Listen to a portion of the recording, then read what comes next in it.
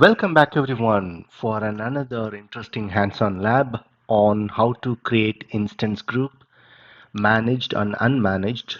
Along with that, how to connect to your VM through the SSH connection, through Google Cloud, also through PuTTY, third-party applications. So let's dive in. Instance groups, there are two types: managed, unmanaged. Why do we need a instance group? Because if you want to manage a set of VMs with the same configuration, then instance groups are the only option where you could put under a managed instance group. It has two different types, stateless and stateful. If you look at the stateless, it automatically manage groups of VM that do stateless serving and batch processing. The next one, stateful managed instance group, is automatically manage a group of VM that have persistent data or configuration, such as databases and legacy applications. The second instant group type is unmanaged. With a set of VMs with multiple and different combinations would form under unmanaged instance group. They are manually managed for load balancing VMs. This is such a beautiful picture provided by Google Cloud. The compute engine offers two kinds of instance group, which I discussed earlier in the prior slide: managed and unmanaged. The managed instance group, MIG, let you operate applications on multiple identical VMs.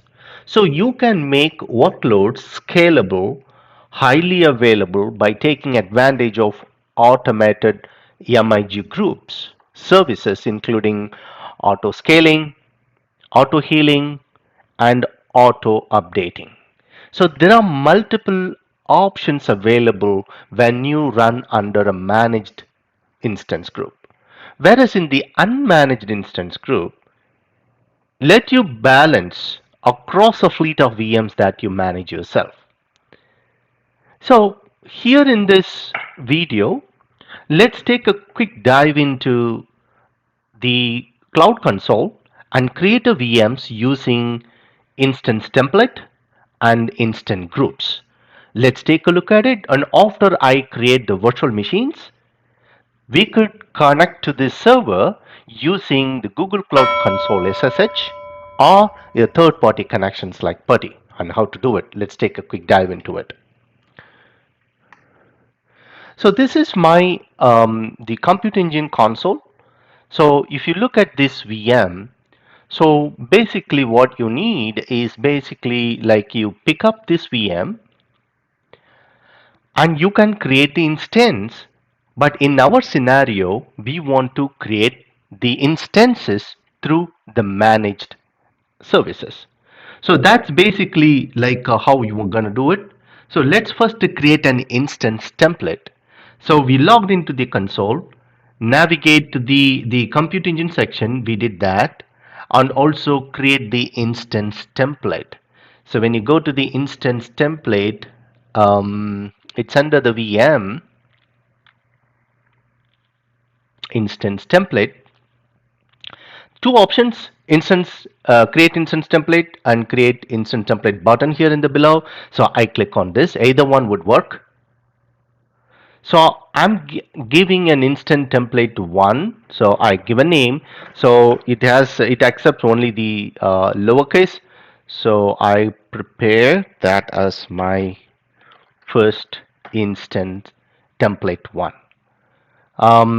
It has a multiple options in terms of a configuration. So you could choose general purpose, because that's basically a plain vanilla E2 for a minimal load, and the preset is E2 medium, two logical CPUs and 4 GB of memory. And if you look at this, the advanced configuration, I'm gonna choose default options. I'm not going to pick anything fancy on this. One important thing I would like to highlight here is basically allow the HTTP traffic. Then I go to the advanced options. in this advanced option, let's navigate quickly on networking. If you look at the networking, is basically, I can choose the host name, the set a custom host name for the instance. I'm going to leave the default one. And also interface card, it has GV NIC. Oh, the Google Virtual NIC, that's called GV. GV stands for Google Virtual NIC. It's a virtual network interface designed specifically for Compute Engine.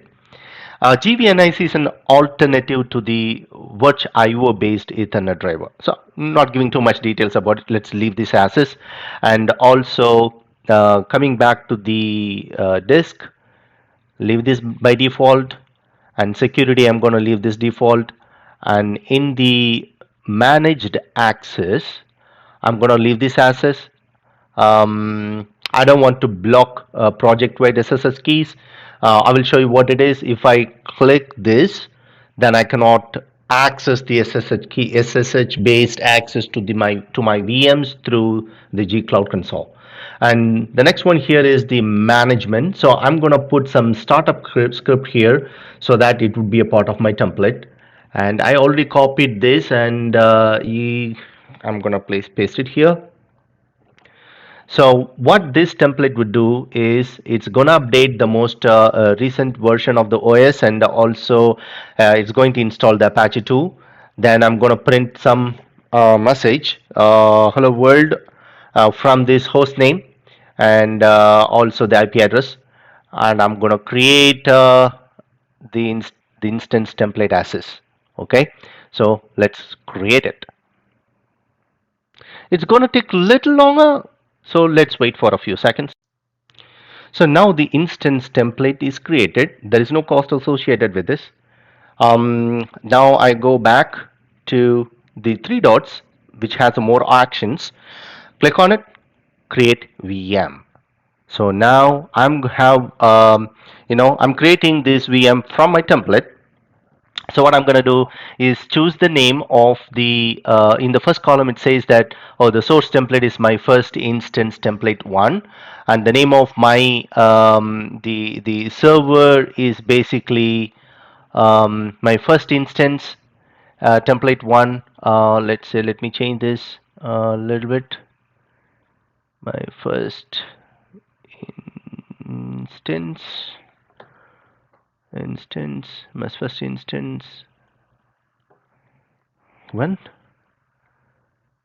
Alright, so now I'm going to choose the default one, and if you look at it, I put the what do you call, it's automatically taking everything from my the templates.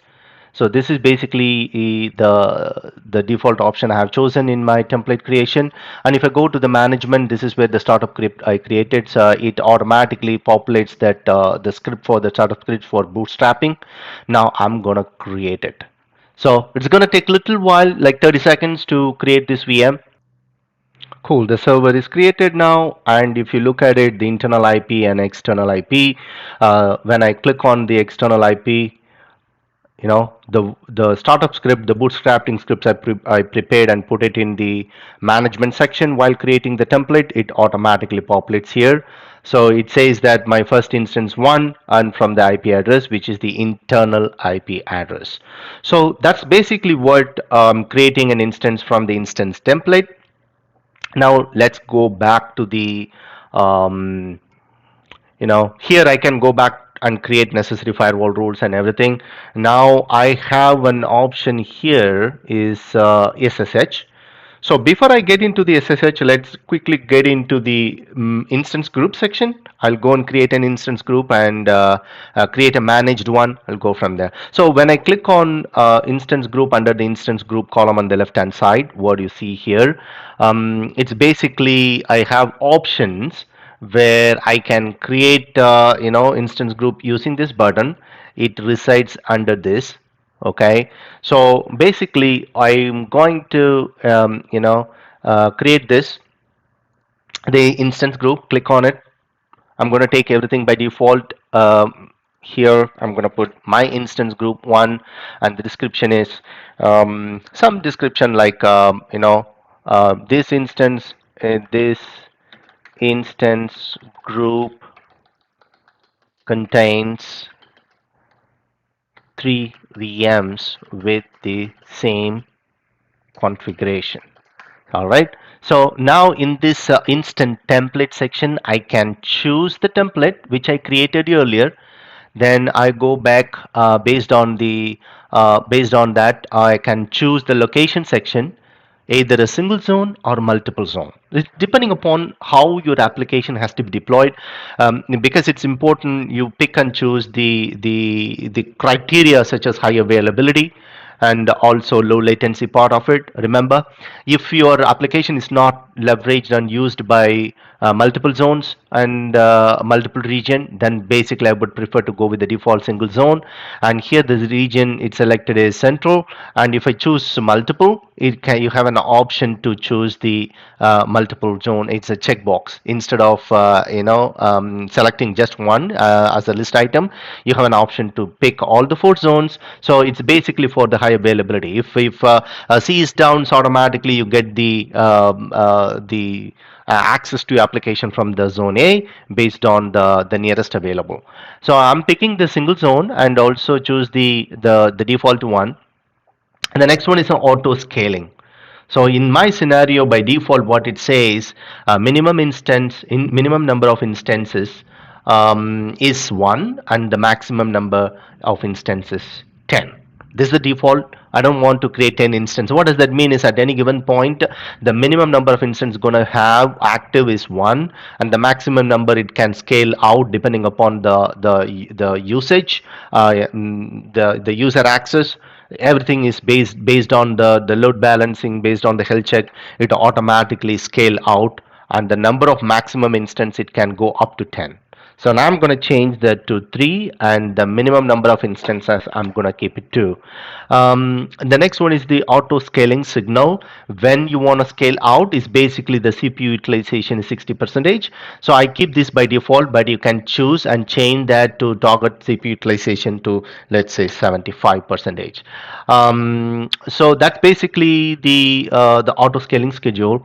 And basically next one is the VM instance lifestyle. The Whether you want to keep the same instance configuration or you need to update the instance configuration whenever it's going to bring up or scale out the new VMs based on the usage. So you have two options. I'm going to keep the same instance configuration because it's recreate the VM the same instance template which we created earlier, and this is the template, and going to use the same template configuration while creating this new VMs. Basically the auto healing is it's like when the health of VM while it's running, if it's bad, if it is unavailable, then it automatically create a new VM, and basically the servers are available all at a given point in time based on the configuration given here is the minimum number of instances, and that's basically what the auto healing is. So there is a mechanism where you could say the health check. So I don't have a health check at this time, and what it says the default one is the port 80 which I created earlier. So what does that do is it checks the connectivity and it does a maximum of 2 attempts, and every 5 seconds it does it. If the server is unreachable, the auto healing is automatically repurpose and recreate a new server for you, and that's what the auto healing parameters are. So you can click here the create checklist, I mean create health check, and I can create a new health check, and based on that there are different parameters and criteria you could pick, and basically that's what it is. So I'm going to leave this by default, not the default, the one I created earlier. That is a new health check, which is a HTTP. The initial delay says the 300. I would say that's too much. So I will wait 30 seconds. That's basically what the initial delay is, because more than 300 or 200 is basically like, it's going to create a poor user experience for the users. So I'll keep this default, and then I'll keep rest of them or as is. So I'm creating an instance group, a managed instance group with the same template, a minimum of 2 instances, maximum of 3 instances. Let's create it. By clicking this create button, it automatically creates. It's going to take a little longer, probably 2-3 minutes. You're going to wait, and I will come back later. It's still running, and you see this instance group, two instances is created because that's the minimum. Okay, while speak, I think the instance group has been created with the two instances with the template. Also, the auto scaling is basically like utilization of 75 percentage. When it reaches 75, it automatically scales out to another instance. It go maximum of three, based on the configuration. Now let's go back to the VM instances. You see three, because earlier I created one instance just based on the template. Then later point I created a managed instance group, and these are the two instances. If you look at this instances, it's all created. Now it has a two separate external IP address, and this is the first one which we created. And let's see how I can connect the SSH. Basically, this is how the VM instances is created based on the managed instance group. And if you want to make any changes to it, you could certainly go back and do all the changes. And by getting into your first bring down the VMs and go back to your templates and make the changes to the configuration. So that way, when it reinstate, when you bounce it back, it takes the new configuration into effect only when you choose to. Because in the managed instance group, you see this. I have chosen an option. If I want to edit, let me go back and edit and change the template, such as keep the same instance configuration or update the instance configuration. I need to choose the update instance configuration, so that whenever I make a change to the template, it takes that the latest instance template and per instance configuration when creating the new VM. Okay, so that's basically what it is. Going back to the instance VM instances, and this is the first instance. I want to connect to the instance using SSH. Let me connect.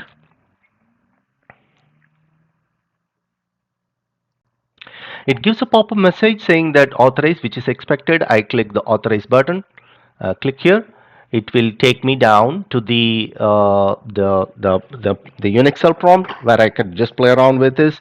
And also, this is how I'm going to access the environment, which is the internal IP address 510.0.03 and no 10.128.0.13, and this is basically how I'm going to access it, right?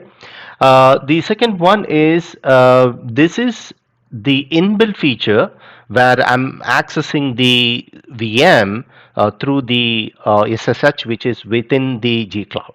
But most of the time, in a real world example, like not every developer or the person who is going to work on the project do have an access to the Google console. So what we're going to do is we're going to give them an access directly from a terminal, a window, or a partition. So they just go and connect to the server using the partitions by providing the private key and the public key. Let's take a look at how I'm going to log into this environment, this specific server, using my Mac terminal window. Let's before getting to this detail, there are two steps that needs to be involved.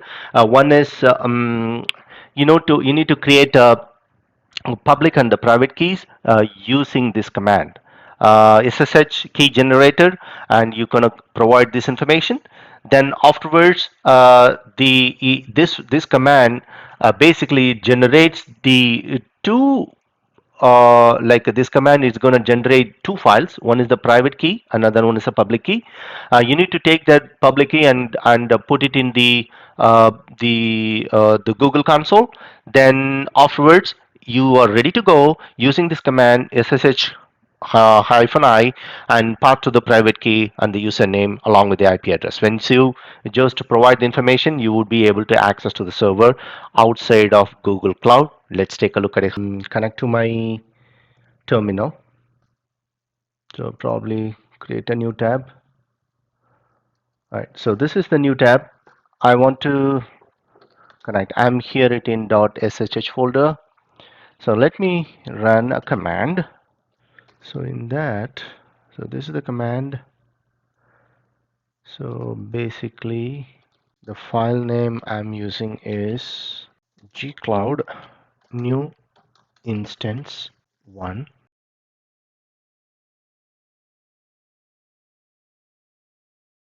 It created the two keys. like this. These two keys created. So what I'm going to do is now this is the public key, right? So I need to open up this public key and copy the string.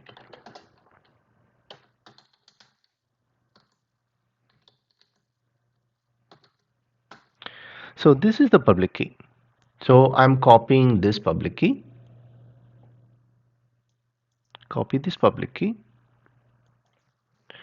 then go back to the VM instances, my first VM instance 1. I click edit and I go back all the way down under the security and access. Already there are two keys, two public keys, automatically by default it created. Now I'm going to add the one actually just created on my VM, okay, on my Mac. So let me save this. Now going back to my VM instance, now I'm copying this IP address, going back to my VM again. So SSH -I, and copy this file name. This is where it's located. So my username is RajNVR, and the server IP address is this. So now paste it, enter. Boom. I'm actually connected to my new server, which I just created using the instance template. And that's basically what it is. Let me quickly check if I'm able to access um, the war file which I created. HTML. Is this the one, right? Yeah. cat.index.html. So this is the file, the bootstrapping script. I actually put it under the management section while creating the template. So now I'm able to connect to my server outside of Google Cloud using my Mac terminal application. You could do the same step if you're connecting through a PuTTY from either Windows or from other operating system.